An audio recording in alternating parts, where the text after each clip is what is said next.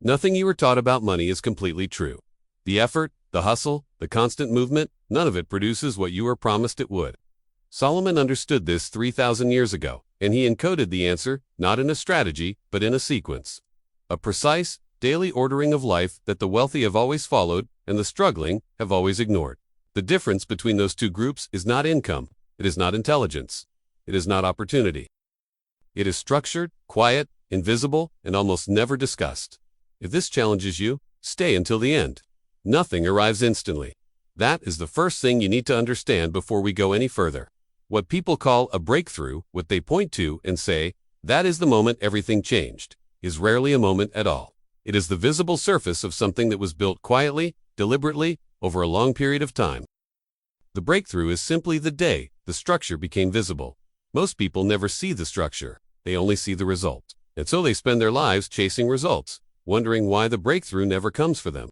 It comes for others because others built something first. That is what this is about. Consider how a person begins a typical day. The alarm sounds. Within seconds, the hand reaches for the phone. Messages are checked. Balances are reviewed. Opportunities are scanned. Before the mind has fully formed a single clear thought, it has already been handed 40 different inputs, 40 different demands, 40 different directions to move in. This is not preparation. This is reaction. And reaction, no matter how fast or how energetic, is not the same as direction. Watch a salaried worker move through a full day. He rises early, he works hard, he responds quickly. He gives effort generously to his employer, to his obligations, to the constant stream of tasks that arrive without warning. By evening, he is tired. He has moved, constantly. He has done, by every visible measure, a great deal. And yet, at the end of the month, the numbers do not reflect the effort. The account does not grow in proportion to the hours given. The financial position remains, in its essential character, unchanged. He works harder the following months. Same result. This is not a story about a single man. This is the condition of an entire generation. A generation that was told, consistently and with complete confidence, that effort produces wealth. That movement creates progress. That busyness is the path. It is not. Busyness is noise. And noise, however loud, however persistent, does not build anything that lasts. The busiest people in any city are rarely the wealthiest. Walk through any financial district and observe who is rushing. Observe who is calm. The distinction is not subtle. Those who have built something stable move differently. They speak with less urgency. They decide with less frequency. They appear, to the reactive observer, almost unhurried. This is not accidental. 3,000 years ago, in a culture governed by principles rather than impulses, this understanding was not a secret. It was a framework. It was written down, passed between households, taught to sons and daughters, not as motivation, but as structure. Proverbs 3, verses 9 and 10. Contains a principle that has been misread for centuries as religious instruction and almost never examined as what it actually is. A wealth ordering sequence. Honor the Lord with your wealth, with the first fruits of all your crops. Then your barns will be filled to overflowing. Read that again, but remove the religious lens for a moment and examine only the sequence. First comes the ordering, the intentional placement of priority. Then comes the increase. This is not a promise of magic. This is a description of structure. The ancient mind understood that increase does not precede order. Increase follows order. Always. Without exception.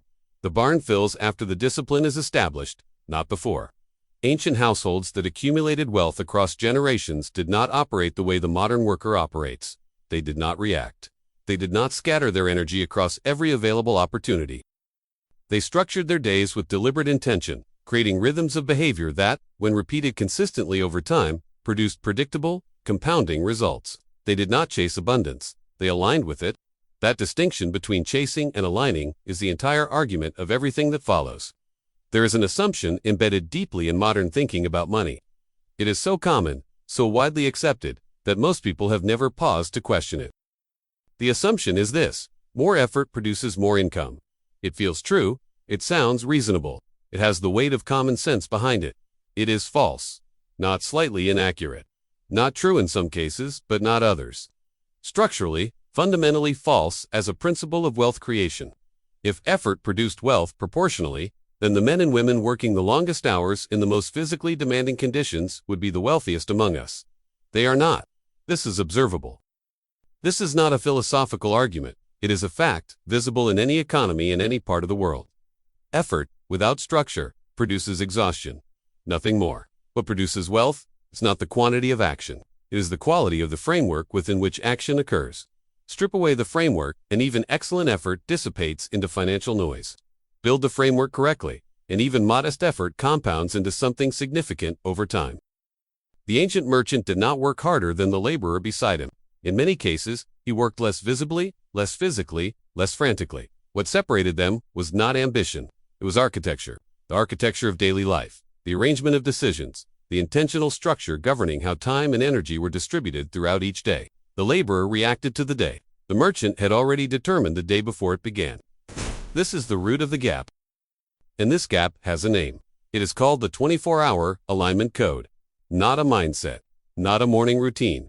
In the modern sense of that phrase, not a series of habits borrowed from contemporary productivity culture, a code, a repeating daily structure, governing the sequence of silence, action, and reflection in a way that eliminates chaos and preserves the mental clarity necessary for consistent, intentional, wealth-building behavior. This code was not invented recently. It was recovered, reconstructed from the patterns visible in disciplined families across ancient cultures. Families whose financial stability persisted not for months but for generations. Families who were not wealthy because they worked harder. Families who were wealthy because their days were ordered in a way that the days of reactive individuals were not. The code operates in 3 phases, each corresponding to a portion of the day. Each phase has a distinct purpose. Each serves the others. Remove one, and the entire structure weakens. The first phase is silence, not the absence of sound.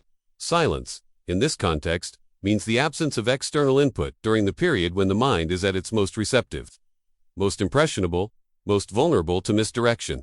The first moments of waking are not neutral. They are formative. Whatever enters the mind in those first minutes establishes the emotional and cognitive tone for everything that follows. The reactive individual fills those minutes with news, messages, financial updates, the concerns and demands of others. He hands control of his mental state to whatever happens to arrive first. The aligned individual does not. He creates a window, small, controlled, deliberate, in which nothing enters. No input, no reaction, no decision. Only stillness, and within that stillness, the quiet process of determining the shape of the day before the day can determine it for him. 7 minutes is sufficient. In some cases, the duration is less important than the principle. Control begins before the world makes demands. This is not mystical. It is mechanical. The mind, in the absence of external noise, defaults to clarity. It organizes naturally. It surfaces priorities without effort. It identifies, without being asked, what actually matters and what is simply loud. The salaried worker who checks his phone within 60 seconds of waking has already surrendered this window. By the time he arrives at his first decision of the day, his mental state has already been shaped by 6, 8, 10 external forces, none of which are aligned with his long-term financial structure. The decisions that follow are reactive decisions, and reactive decisions, regardless of how intelligent the individual making them, rarely build anything stable. Now consider the disciplined family. Not wealthy in the dramatic sense, not displaying abundance loudly or performing prosperity for others, quietly stable, consistently building, unshaken by financial turbulence that destabilizes their neighbors. Observe them closely enough and a pattern becomes visible. They do not make many financial decisions. This observation surprises most people. The assumption is that wealthy families are constantly deciding, investing, adjusting, maneuvering. In reality, the opposite is often true. Disciplined families make fewer decisions because most of their financial behavior is already determined. It is structured. The decision was made once, correctly, and the structure that emerged from that decision now runs automatically. This is the elimination of decision fatigue. Every decision a person makes consumes a measurable quantity of mental energy. This is not metaphor, this is cognitive reality. The mind does not have unlimited capacity for high-quality decisions in a single day. Spend that capacity on trivial choices, what to eat, how to respond, whether to act on this minor financial opportunity, and by the time a decision of genuine consequence arrives, the mind is already depleted. The aligned individual preserves that capacity deliberately. By structuring the routine, the habitual, the predictable, by building the architecture of daily life so that most decisions are already made, he arrives at the decisions that matter with full clarity, full energy, full presence. This is not a small advantage. This is the hidden lever. Most people believe that successful individuals simply make better decisions. They do. But the deeper reason is not superior intelligence. It is that they have arranged their lives to make fewer decisions overall, protecting their cognitive capacity for the moments when it is genuinely required. What you do not decide is as important as what you do. That is a principle drawn directly from the ancient framework. The disciplined household was not characterized by constant activity. It was characterized by intentional restraint, by the quiet removal of unnecessary choices, by a structure so well designed that abundance, over time, became not a goal, but a predictable outcome. You are not beginning to understand a new strategy. You are beginning to understand a different kind of identity. And that distinction between strategy and identity is where the real transformation begins. There is a moment in every disciplined person's development when the pursuit ends, not because they have given up, not because they have arrived, but because they have understood something that cannot be unlearned, that the pursuit itself was the problem. Chasing wealth assumes wealth is moving away from you, that it is somewhere ahead, requiring speed to reach, effort to close the distance. This assumption produces a particular kind of behavior, frantic, reactive, exhausting, and it produces a particular kind of result, inconsistency, brief periods of gain, followed by erosion, progress that never quite compounds into stability. The aligned individual does not chase SID, he builds a structure and maintains it. And what the structure attracts, over time, is not luck. It is not opportunity in the modern, breathless sense of that word. It is the predictable accumulation that follows any well-ordered system, given sufficient time and sufficient discipline. This is the second phase of the 24-hour alignment code, controlled action. Midday, in the ancient household, was not a period of frantic production. It was a period of contained effort, deliberate, bounded, protected from the chaos that tends to accumulate as the day progresses. The modern worker does not experience midday this way. By the middle of his day, he has already fielded a dozen interruptions, responded to demands that were not planned, shifted direction multiple times, and expended a significant portion of his available energy on activity that, examined honestly, contributed little to any long-term financial objective. He is busy. He is not building. Contained effort operates differently. It defines, in advance, the boundaries of productive action for a given period. It identifies what will be done, what will not be done, and critically, what will be ignored, regardless of how urgent it appears. This last element is the one most people resist. The trained mind insists that every incoming demand carries significance, that to ignore something is to lose something, that the opportunity not pursued is the opportunity missed. This is the illusion of urgency, and it is one of the most expansive illusions a person can maintain. Ancient merchants understood that most activity is not productive. They understood that the appearance of movement, the busy counter, the loud negotiation, the constant, visible effort was not the same as the quiet accumulation happening in the background of a well-structured operation. They separated the signal from the noise, daily, deliberately, and they protected their productive hours with the same seriousness that a man protects his household. What they did not engage with could not drain them. What they did not decide could not exhaust them. What they did not pursue could not distract them from what they had already determined mattered. Contained effort is not laziness, it is precision. Wealth grows in controlled environments. This is as true of a financial portfolio as it is of a crop, a household, a mind. Remove the boundaries and growth becomes unpredictable. Maintain the boundaries and the compounding effect of consistent, directed action becomes, over time, almost mathematical in its reliability. Proverbs does not celebrate the man who moves constantly. It consistently honors the man who moves correctly. There is a passage, quiet, easily overlooked, that describes the diligent man's hand as ruling, while the slack hand falls into servitude. The common reading focuses on diligence. The deeper reading focuses on what diligence actually means in the ancient context. It does not mean doing more. It means doing what is right, in the right sequence, without deviation. The diligent man in Proverbs is not the man working the longest hours. He is the man whose actions are aligned with a framework larger than his daily impulses. He is not driven by reaction. He is governed by structure, and it is that governance, that internal architecture, that produces the ruling hand.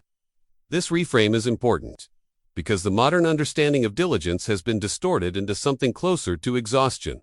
Work harder, move faster, add more. The ancient principle is almost precisely the opposite. Work correctly. Move with intention. Remove what is unnecessary.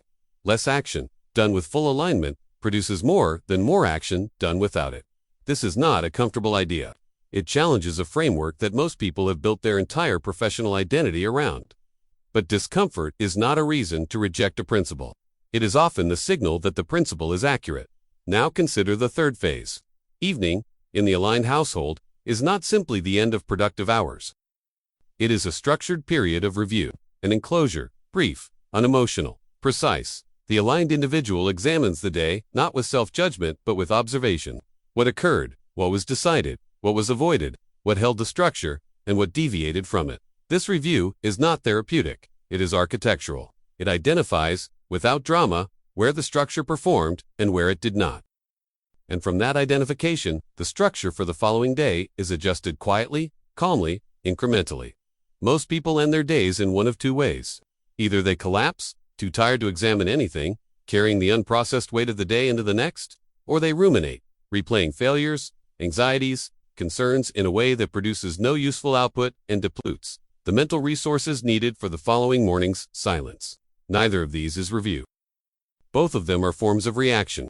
The evening reflection of the aligned individual is neither collapse nor rumination. It is a brief, controlled accounting, 10 minutes, perhaps less. A quiet determination of what the structure revealed, what it protected against, and what requires refinement.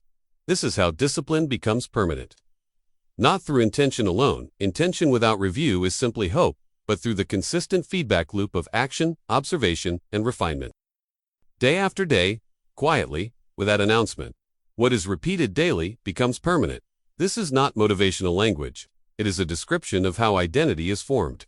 Here is the psychological shift that the 24-hour alignment code produces, given sufficient time. In the beginning, the individual applies the structure. He creates the morning silence, practices the contained effort, conducts the evening review. It requires conscious effort. It feels, initially, like discipline imposed from outside a framework he is following, rather than a nature he is expressing.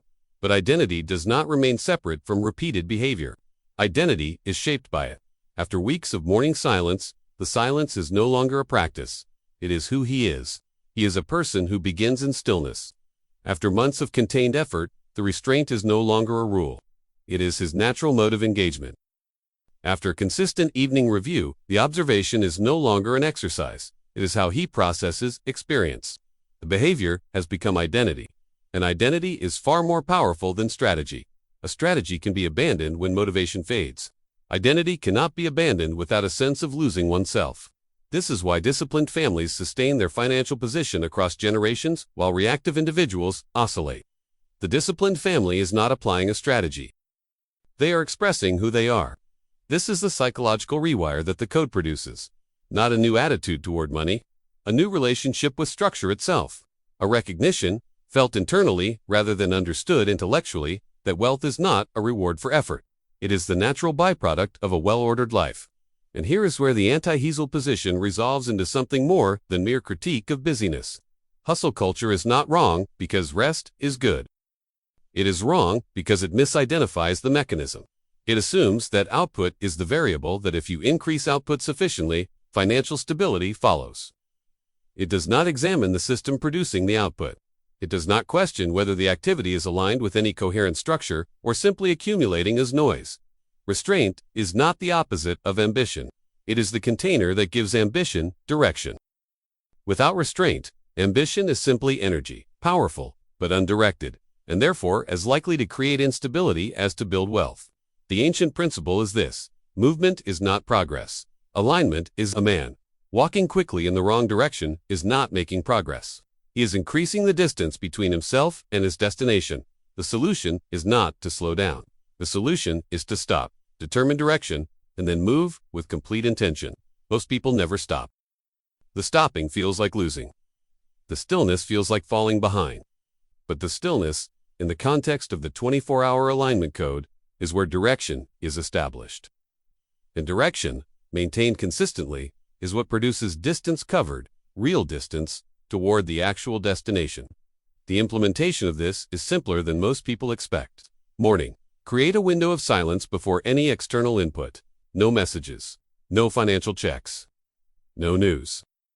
Sit with the day before the day arrives. Let the mind organize without interference. Then determine calmly, deliberately, the 1 or 2 actions of genuine alignment that the day requires. Midday, work within defined limits. Know in advance what you will engage with and what you will not. Protect the productive hours from the noise that accumulates as the day progresses. Do not pursue every signal. Do not respond to every urgency. Move with precision inside the boundaries you have established. Evening, review without emotion.